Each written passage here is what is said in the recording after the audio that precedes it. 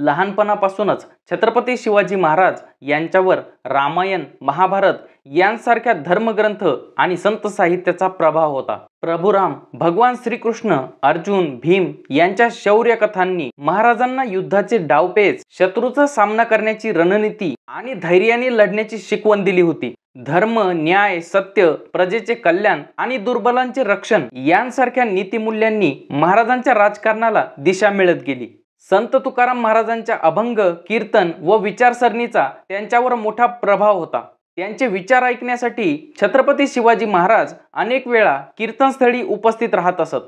तुकाराम महाराजांच्या कीर्तनातून ते नैतिक आणि आध्यात्मिक मार्गदर्शन देखील घेत होते। अनेक संत साहित्यामध्ये देखील छत्रपती शिवाजी महाराजांचा उल्लेख आपल्याला आढळून येतो। या भक्ती भावनेतूनच स्वराज्याची संकल्पना शिवरायांच्या मनात अधिक दृढ होत गेली।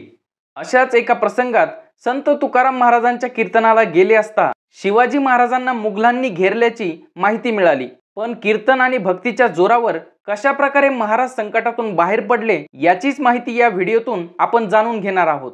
ही त्यावेळची गोष्ट आहे जेव्हा बिजापूर सल्तनतकडून छत्रपती शिवाजी महाराजांना पकडण्याचा फरमान काढण्यात आला। यावेळी मुघलांकडून देखील शिवाजी महाराजांना शोधण्याचे काम सुरूच होते।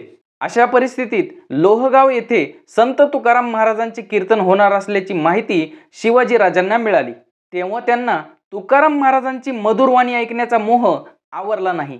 पुण्याजवळ असणारे लोहगाव आणि तेथून 30 किलोमीटर अंतरावर असणारा चाकणदुर्ग किल्ला, त्यावेळी तो किल्ला मुघल पठाणाच्या ताब्यात होता। मुघल पठाणाला बातमी मिळाली की लोहगावमध्ये छत्रपती शिवाजी महाराज कीर्तन ऐकण्यासाठी येत आहेत।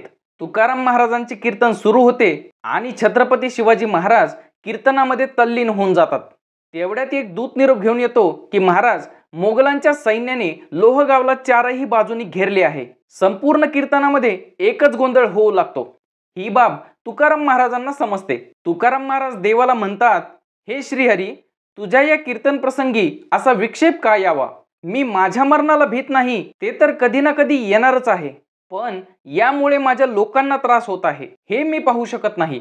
मी तुझा दास आहे आणि तुझ्या नामस्मरणामध्ये असे संकट उभे राहणे ही काही रीत झाली का? हे सगळं पाहण्यापूर्वी पांडुरंगा, तू माझे डोळे का मिटले नाहीस? त्यावर छत्रपती शिवरायांनी तुकाराम महाराजांना आपले कीर्तन सुरूच ठेवण्याचे सांगितले। आपल्या कीर्तनामध्ये कोणतेही व्यत्यय येणार नाही अशी कबुलीही त्यांनी दिली। मग संत तुकारामांनी आपले कीर्तन सुरूच ठेवले आणि छत्रपती शिवरायांनी ते एकचित्ताने श्रवण केले।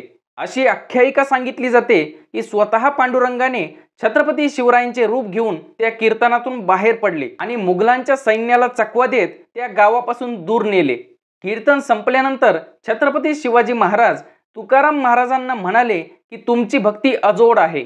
आज आपल्यामुळेच स्वराज्यावर आलेले संकट टळले आहे। आपली कृपादृष्टी सदैव आमच्यावर अशीच ठेवावी। मग छत्रपती शिवरायांनी संत तुकाराम महाराजांची गळाभेट घेऊन त्यांचे आभार मानले। जय जय राम कृष्ण हरी।